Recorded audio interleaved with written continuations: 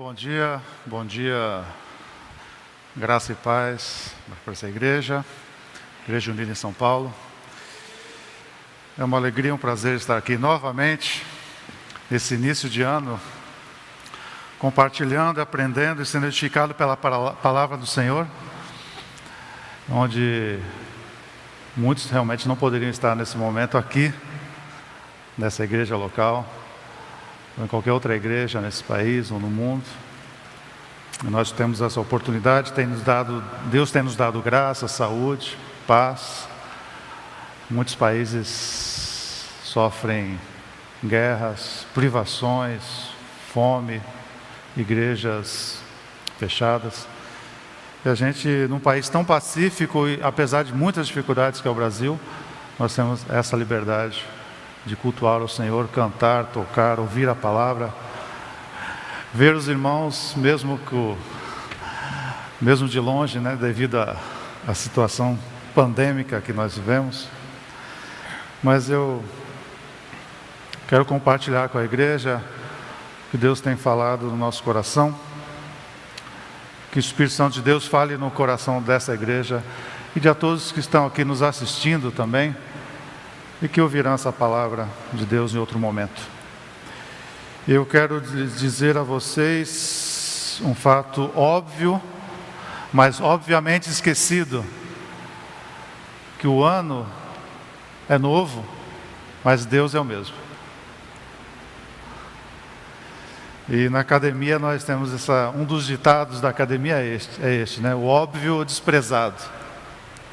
Muitas vezes fruto até de muitas teses, que a coisa óbvia muitas vezes é tão desprezada, mas é tão importante, tão vital na nossa vida. E esse é um tema da minha mensagem de hoje, ou da mensagem, mais propriamente e adequadamente falando, de Deus, não minha. Ano novo, mesmo Deus. Nós comemoramos datas, temos as nossas festas, desde os aniversários e outras datas importantes. Isso é importante, porque Salomão já disse que debaixo do sol, do céu, há tempo para tudo. E o tempo é uma propriedade do homem, né? Uma limitação humana, mas não de Deus. Vamos ler o texto bíblico antes de continuarmos nessa introdução. O texto de Apocalipse, capítulo 1, versículo 4 a 8.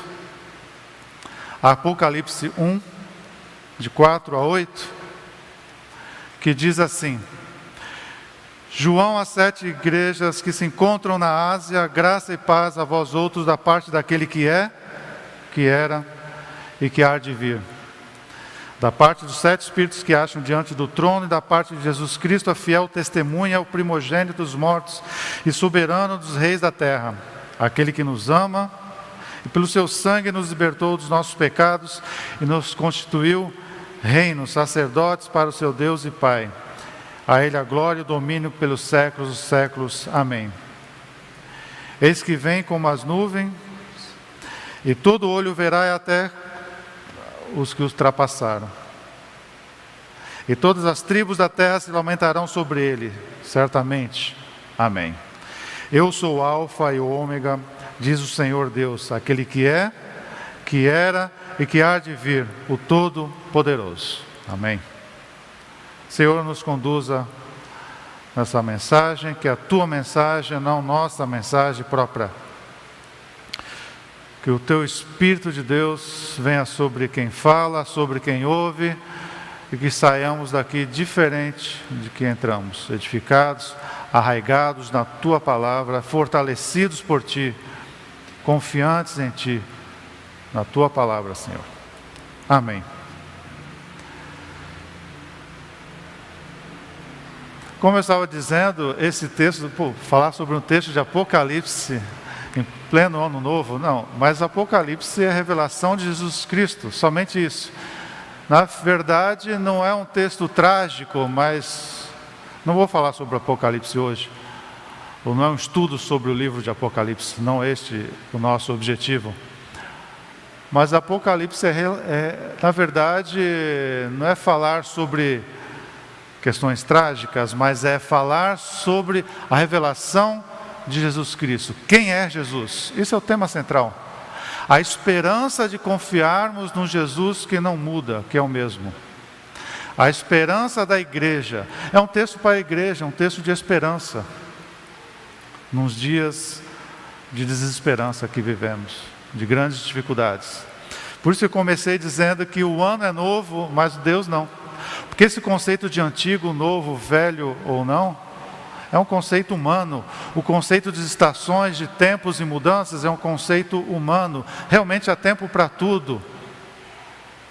Existem as 4 estações na natureza. Nós precisamos dormir, acordar, descansar, trabalhar. Isso é devido a uma limitação humana e da natureza. Mas Deus não é assim.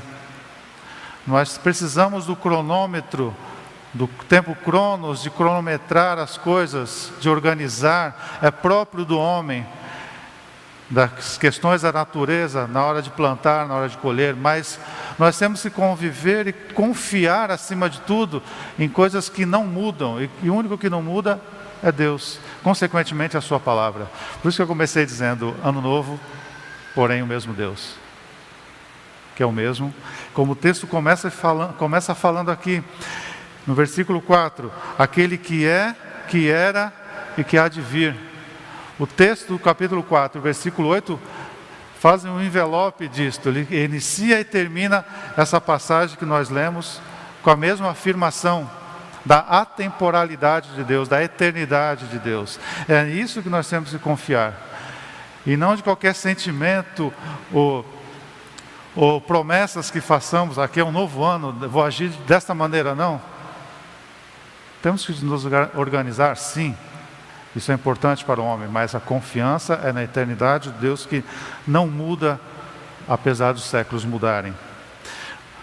Alguns slides, por favor, Lívia. Alguns slides que eu coloquei aqui, só para ilustrar. Eu ainda estou na introdução, viu, irmãos? Tenham paciência, só vou falar aqui por 2h30. Brincadeira. Um filósofo antigo, Heráclito, da cidade de Éfeso, viveu 6 séculos antes de Cristo, por volta de 540, por aí. Uma das frases famosas dele é que ninguém entra em um mesmo rio uma segunda vez, ou por 2 vezes. Por que ele falou isso? Porque quando você entrar mais tarde uma segunda vez, nem o rio é o mesmo, as águas serão outras que se passaram, nem você mesmo será o mesmo homem. Pode tirar um instante o slide. Isso. E o mesmo Heráclito disse na época que nada é permanente neste mundo, exceto a mudança. Toda mudança é permanente. Uma questão contraditória. Você já percebeu quando você lê um livro e mais tarde vai reler esse livro anos após, você lê esse livro de maneira diferente? Não sei quantos já tiveram essa experiência de ler um livro inteiro ou passagens importantes e grifa. Alguns poucos anos depois você relê o livro com outra maturidade, com outra mentalidade, de repente grifa algo que você não grifou antes, ou algo novo chamou a atenção. São as mudanças. Esse outro slide diz respeito a uma coisa interessante, própria do homem. Em menos de um século, do 14 bis ao ônibus espacial. Próximo slide, último. Eu fiz essa figura, nem precisava da seta, mas essa figura em sentido da poesia concreta. Não sei quantos aqui entendem o que significa uma poesia concreta, mas é o estilo que eu coloquei aí, da palavra começando no P e terminando em progresso. O homem precisa desse progresso, em termos da palavra ou em termos da vida, das invenções e do seu trabalho. O progresso é algo próprio do ser humano. Obrigado. O progresso é algo próprio do homem, a mudança, a maturidade. E se requer isso, né? Nós temos um filho que é bebê, espera-se que o filho cresça em estatura, em conhecimento. É importante isso, ninguém quer um bebê por 20, 30, 40 anos. Mas eu digo que o progresso próprio do homem, ao mesmo tempo, é sinal de limitação. Parece espantoso o que estou dizendo, mas progresso é sinal de limitação humana. Nós precisamos elaborar novas tecnologias, novos meios, novas estratégias. Isso parece tão lindo, não é verdade? Uma sociedade que progride. Temos visto que às vezes esse progresso, na verdade, tem um efeito inverso, catastrófico. Não vou nem entrar em detalhes. Mas o progresso, segundo o padrão humano, é um sinal de limitação. E Deus não é assim. Como o texto começa no versículo 4 e o versículo 8 começa e termina. Deus não muda. Apesar de mudarmos e exigirmos mudanças se necessitarmos dela, e o ano ter mudado. Então, 3 atitudes diante disto. Por que 3 atitudes? Quanto ao passado é a primeira. Se Deus é o que é, Deus é o que era, é o que é e o que há de vir, está falando de quê? Passado, presente e futuro. Qual a nossa atitude diante de um Deus que sempre foi? Quanto ao passado? Gratidão. Essa é a primeira atitude nossa. Então, quanto ao passado, um Deus que sempre foi e sempre agiu na nossa vida, gratidão. Salmo 103, verso 1 e 2 diz assim, vou ler aqui. Salmo 103, 1 e 2 diz: bendize, ó minha alma, ao Senhor, e tudo que há em mim, bendiga o teu santo nome. Bendize, ó minha alma, ao Senhor, e não te esqueças de nenhum só dos seus benefícios. O louvor nosso, a nossa gratidão é baseada no quê? Na lembrança dos feitos de Deus. A gente vira o ano novo e esquece que Deus agiu no ano passado. Deus agiu no ano retrasado. Deus agiu na nossa vida 10, 20 anos atrás. Por quê? Senão nós não estaríamos aqui. O fato de estarmos aqui hoje, vivos, compartilhando, aprendendo, sendo abastecidos diante da graça e misericórdia de Deus, provém de Deus na nossa história, anos e anos. Para nós, anos e anos. Para Deus, não significa absolutamente nada. A divisão de anos. Deus sempre agiu na nossa história. Por isso que o versículo 5 e 6 de Apocalipse, capítulo 1, relendo, diz: aquele que, falando de Jesus, aquele que nos ama, pelo seu sangue nos libertou dos nossos pecados. Temos que lembrar desse Deus que nos libertou no passado.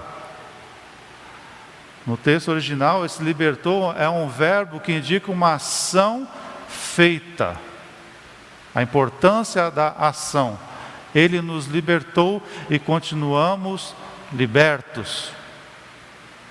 Ele não nos libertou e agora disse para nós: se virem.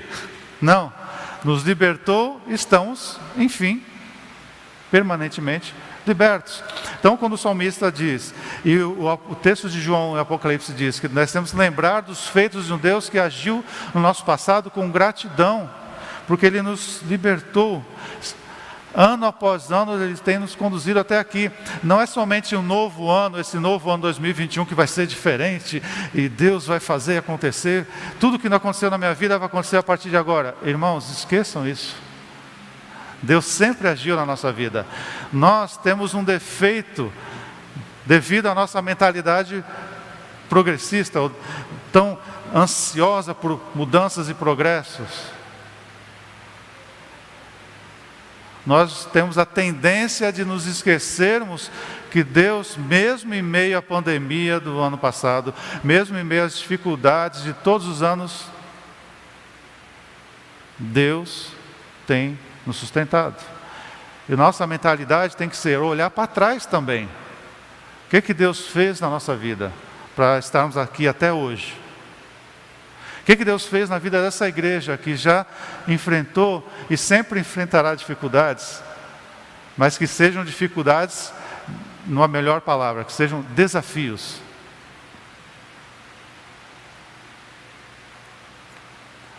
Como Deus tem agido diante dos desafios da nossa vida?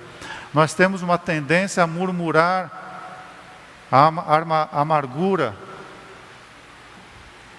mas o texto nos conduz para a gratidão de um Deus que foi e sempre agiu na nossa vida.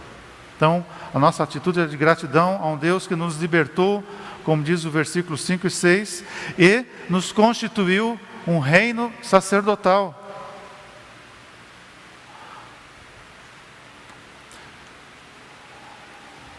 O maior ministério, o maior serviço da nossa vida é este: nos constituiu reino de sacerdotes.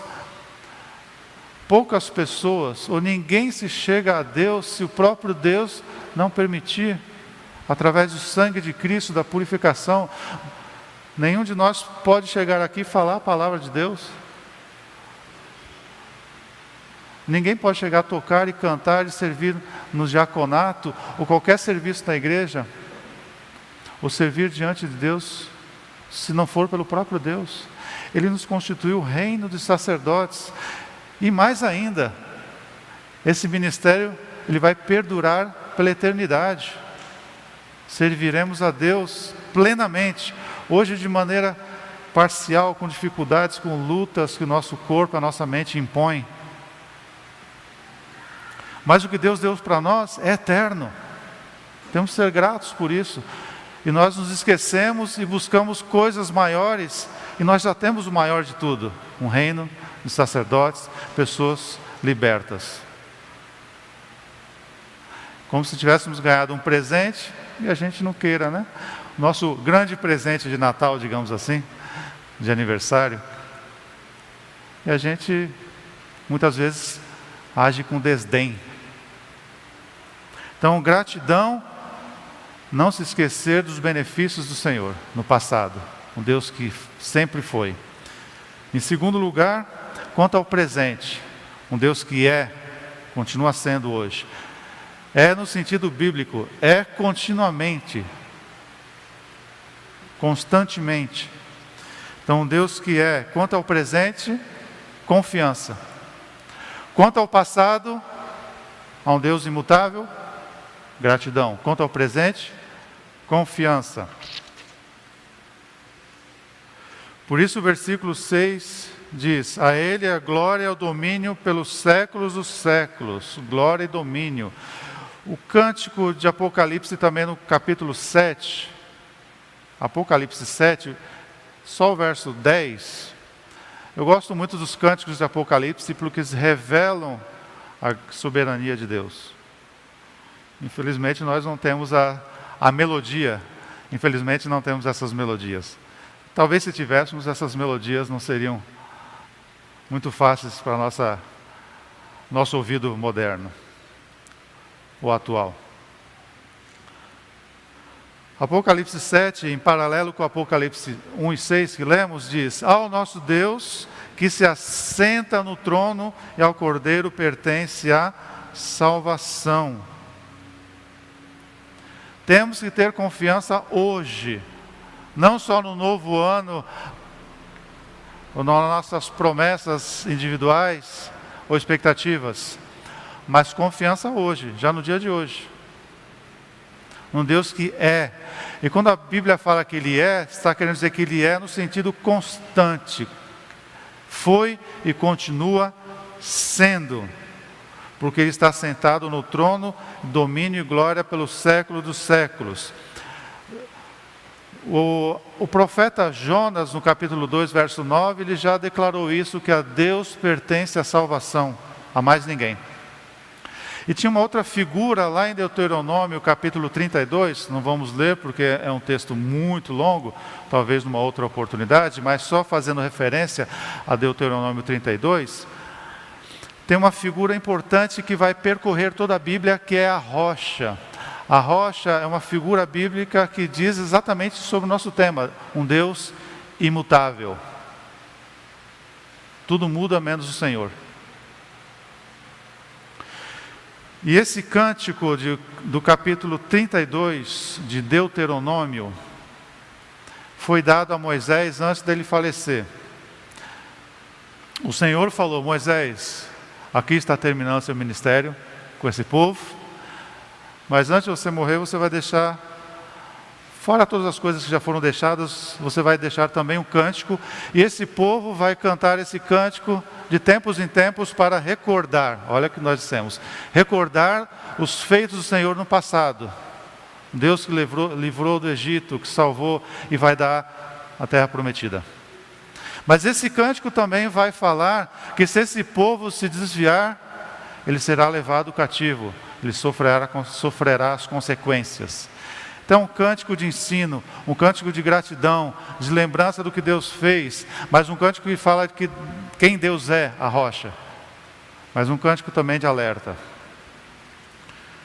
Para que o povo cantasse, aprendesse e mantivesse a confiança nele, de geração em geração. E uma das figuras desse cântico, que eu não vou me deter nele, talvez uma outra oportunidade, é a figura da rocha.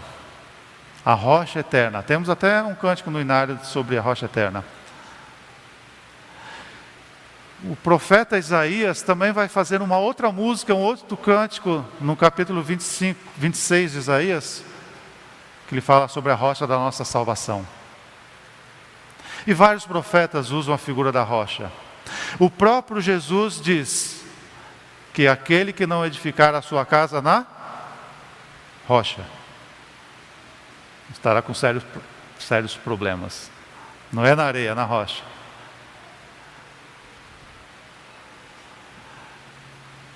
Essa figura da rocha percorre toda a Bíblia até o próprio Jesus utilizá-la e falar de si mesmo. Ele é a rocha, pedra de esquina, pedra angular, que toda a igreja é edificada. Só que essa figura da rocha nasceu aqui, Deuteronômio 32, que é um cântico, dado a Moisés no seu último cântico. Ele foi um pouco nada criativo, né? Que o título em hebraico desta música é este cântico. Qual o nome dessa música? Moisés grifou, este cântico. Não muito criativo, mas foi isso aí. Mas querendo dizer que este cântico é um cântico importante para a vida da nação, para lembrar dos feitos de Deus e manter a confiança nele. E por que a rocha, como eu estava dizendo, é uma figura central, que Cristo vai usar como os profetas usaram? Porque diz a nós de um Deus que é imutável, ontem, hoje e eternamente. Porque os povos antigos da antiguidade e o povo de Israel presenciou aquilo. Eles caminhando, saíram do Egito, já viu isso no Egito, e caminhando pelas nações até a terra prometida, sempre visualizaram o quê? Que os deuses, os falsos deuses das nações, eles eram esculpidos, impregnados nas rochas. Então Israel, saindo do Egito, com todos os vícios ainda, poderiam estar vendo os deuses, os grandes deuses esculpidos nas rochas do Egito e das outras nações, grandes estátuas fincadas nas rochas, simbolizando que aquele Deus não poderia ser derrubado, estavam nas rochas. Mas o que o Senhor alerta ao povo de Israel? Vocês não vão esculpir imagem alguma na rocha, porque na verdade eu sou maior, eu sou a própria rocha. Então vocês vão me ver como a própria rocha da salvação, que não se abala, não muda. Esta é a figura. Deuteronômio 32, versículo 4, só destacando um deles, diz: eis a rocha, suas obras são perfeitas, porque todos os seus caminhos são juízo. Deus é fidelidade, não há nele injustiça, é justo e reto. Daí em diante, toda a história bíblica até Jesus se apropriou dessa figura. Deus que é. Não são deuses feitos por mãos humanas em rochas, mas é a própria rocha é Cristo. E é nisso que a gente se apega. Algo inabalável. Então, confiança no Senhor. Isaías 26:4. Confiai no Senhor perpetuamente. É um outro cântico, como eu disse, em Isaías 26:4. Um trecho do cântico diz: confiai no Senhor perpetuamente, porque o Senhor Deus é a nossa rocha, ou é uma rocha eterna.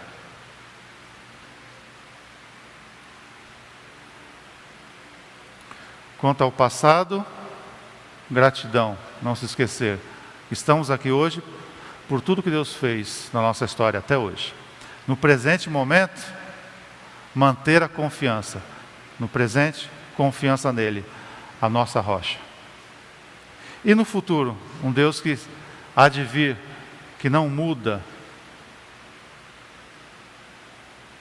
Esperança. Está ligado à confiança também, é claro, mas no futuro esperança. Mas não é esperança no progresso, não é esperança em nós mesmos. Esperança naquele que não muda. Versículo 7 e 8 de Apocalipse, capítulo 1, voltando ao texto. Eis que vem como as nuvens e todo olho verá, até quantos o traspassaram. E todas as tribos da terra se lamentarão sobre ele. Certamente. Amém. Eu sou o Alfa e o Ômega, ou seja, o começo da história e o fim da história. Diz o Senhor Deus, aquele que é, que era e que há de vir, o Todo-Poderoso. O futuro é esperança. Por mais que façamos planos, a resposta vem do Senhor. Temos que fazer planos? Sim. Ao homem foi dado um chip programado chamado organização. E o Espírito Santo de Deus nos capacita a sermos organizados. Isso é importante. O próprio Deus requer isso de nós. Há tempo para tudo. Mas Ele pode nos mostrar este caminho. Salmo 119, que é uma ode à palavra de Deus, mas descansar em quê? Ter esperança em quê? Não no progresso, mas na palavra de Deus. Salmo 119, 114, diz: Tu és o meu refúgio e o meu escudo, na Tua palavra eu espero, eu tenho esperança. Todo o Salmo 119 vai ter esse tema central. E olha o tamanho do Salmo 119. Então, a esperança não é na minha organização, na minha força, na minha inteligência, capacidade. Por mais que Deus tenha dado isso a nós, graças à distribuição dele de talentos. Isso é importante. Mas a esperança na palavra de Deus, pois estamos lidando também com coisas espirituais que influenciam a nossa vida, como igreja de Cristo, como um reino sacerdotal. Esperança no que Deus diz. O exemplo de Abraão é muito claro, e Paulo recorda isso em Romanos 4,18. Em 4,18 de Romanos, o apóstolo Paulo recorda que Abraão, esperando contra a esperança. Que loucura, né? Geralmente nós temos esperança em algo que a gente acha que vai dar certo. Né? Otimistas. Mas aqui, esperando contra a esperança, Abraão creu, para vir a ser pai de muitas nações. Mas por que ele creu? Porque ele fora dito, completa o apóstolo Paulo, assim será a tua descendência. Ou seja, Abraão ouviu a palavra do Senhor, uma loucura. E Abraão creu na palavra do Senhor, não no que ele estava vendo, não no ano novo, ou não no planejamento, nem no progresso da medicina, que naquele tempo não era, obviamente, o mesmo progresso que temos hoje na medicina. E na loucura humana, Abraão teve esperança num futuro que ele nem via. Simplesmente creu. E teve que crer bastante. Já pararam para pensar no tamanho da crença, da fé, da esperança de Abraão?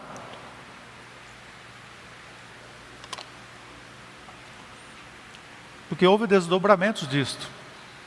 Uma coisa é você crer que na idade avançada você terá um filho. Já é um problema.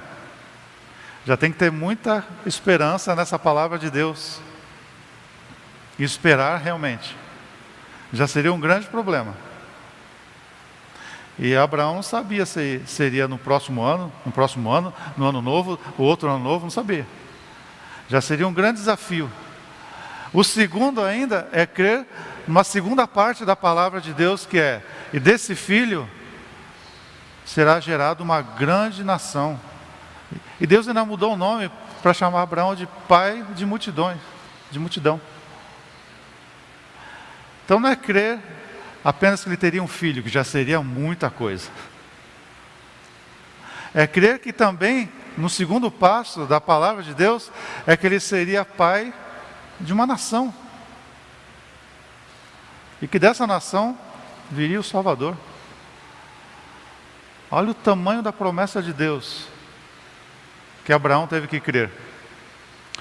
Mas o primeiro passo, se Abraão não esperasse naquele pequeno primeiro passo, que era ter um filhozinho ali, que já era uma impossibilidade, não teria outros passos da descendência, da multidão, da vinda de Cristo Salvador. Então, às vezes, a nossa esperança na palavra de Deus, ela é passo a passo.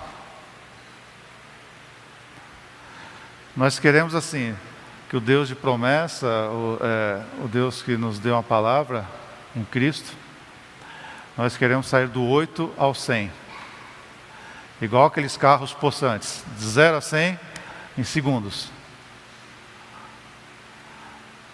Mas Deus nos dá um passo e completa a nossa fé, a nossa esperança nesse primeiro passo.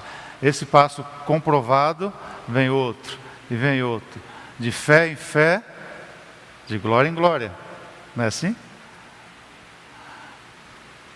Abraão primeiro teve um filho. E Abraão foi provado ao ter esse primeiro filho. Teve que criar esse filho. Depois teve netos e assim por diante. E a nação veio e o Salvador veio. Então a palavra de Deus para nós exige de nós fé em fé, glória em glória. Obediência em obediência, esperança e esperança. Dê o primeiro passo. Agir com fé no primeiro passo. Às vezes é um pequeno passo hoje. Uma pequena prova de fé hoje. E com base nisso, Deus vai abrir uma segunda porta. E passando nisso, uma terceira. E nós vamos vencendo desafios, desafio. O rei Davi, outra lembrança que me veio agora. É muito importante, eu gosto de usar os filósofos, mas eu gosto de usar também exemplos bíblicos que são mais assertivos para a nossa vida como igreja. Davi, grande rei Davi. Mas antes de rei Davi ser o grande rei Davi, ele foi ungido um garotinho que ajudava o seu pai no meio do campo, cuidando de ovelhas. Algo importante na época, cuidar de ovelhas. Bom, continua sendo importante, claro. Mas era um garoto, um adolescente. De repente, o desprezado, o caçula entre os irmãos, e Samuel ungiu. Mas naquele momento, mesmo sendo desprezado, mas sendo agora ungido pelo profeta Samuel, aquele jovem temente a Deus, Davi, daquele dia, para o dia seguinte que ele acordou, ele se tornou rei. Para o ano seguinte que ele fez um voto, agora eu sou ungido, ano novo, vida nova. Foi rei? Não. Davi esperou muito, do momento do jovenzinho ser ungido, até se tornar de fato o rei de Israel. Mesmo assim, nos primeiros 7 anos ele era rei, lá na parte sul de Israel, capital Hebrom. Depois de 7 anos se torna rei definitivo de todo Israel. Passo a passo, fé em fé, esperando, confiando no Senhor. Davi não saiu assim, agora eu fui ungido rei, esses meus irmãos mais velhos, chega para lá. Se tornou o jovenzinho ungido e arrogante. Não, ele manteve-se humilde, perseverante, confiante. Até chegar o dia que ele passasse, e passando por vários desafios, se tornou rei. Assim com vários homens de Deus, no passado e hoje. Esperar passo a passo. Josué e Caleb, lá em Números 13 e 14 fala isso. Josué e Caleb, no livro de Números, que em hebraico não se chama Números, tá? Mas só uma curiosidade. Em hebraico o nome desse livro chama-se No Deserto. É a figura, a história de Israel no deserto. Mas no livro de Números 13 e 14 fala de Josué e Caleb, que dos 12 espias mandados para ver a terra prometida, na porta da terra prometida, dos 12, 10 deram para trás, foram incrédulos. Toda aquela história do Deus que sempre foi jogada no lixo. Os 10 espias não creram. Essa terra prometida é muito boa, maravilhosa, porém, não é para nós. É muita coisa para nós, muito difícil. Muito difícil entrar, muito desafio. O que eles estavam dizendo com isso? Eles estavam dizendo que não confiavam no Senhor, e todas aquelas promessas do Senhor não valiam nada. Pior, os 10 espias voltaram para Israel, desanimando o povo. É a sua liderança desanimando o povo de Deus? A liderança falando, olha, não dá. Na verdade está dizendo o quê? O Deus que a gente serve, acho que ele não é tão bom assim, a palavra dele a gente não pode confiar muito, porque não é um Deus tão forte assim. Eles estavam menosprezando, minimizando o poder e a palavra de Deus. Só Josué e Caleb viram, não, isso é para nós. Deus prometeu, Deus vai dar. É assim que nós temos que agir, com base na palavra de Deus, para a nossa vida e para a vida dessa igreja. Há muitos desafios, óbvio. Se nós lemos a história bíblica de ponta a ponta com os olhos mais sinceros, qual homem de Deus não venceu os desafios? É que a gente lê a história bíblica de uma maneira muito romântica, romantizada, muito linda, porque a gente sabe, lendo a história, do começo, meio e fim da história. Mas quem viveu essa história aqui na época, na pele, sofreu, mas teve que esperar no Senhor.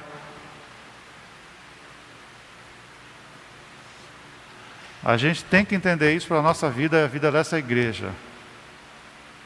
E quando Deus fala, Deus não está falando para a igreja lá do outro lado do mundo, no Japão. Desculpe meus amigos que estão no Japão. Lógico que Deus fala por toda a terra, mas Deus primeiramente está falando comigo, conosco. Então, quanto ao passado, se Deus é imutável,